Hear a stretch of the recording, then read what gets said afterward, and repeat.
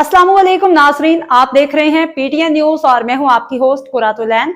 शामिल करते हैं आज की अहम खबरें।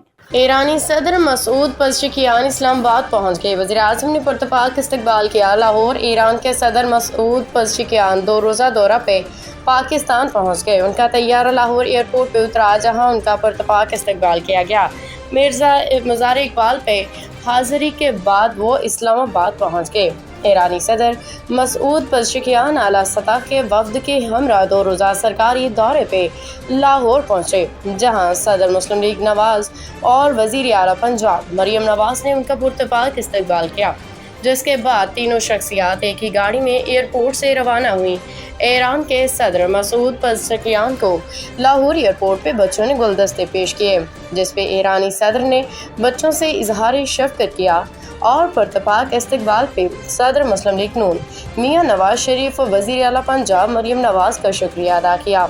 ईरानी सदर के इस्तकबाल के लिए अल्लामा इकबाल इंटरनेशनल एयरपोर्ट पे भारी तैयारी की गई थी। एयरपोर्ट को पाकिस्तान और ईरान के परचमों से सजाया गया था।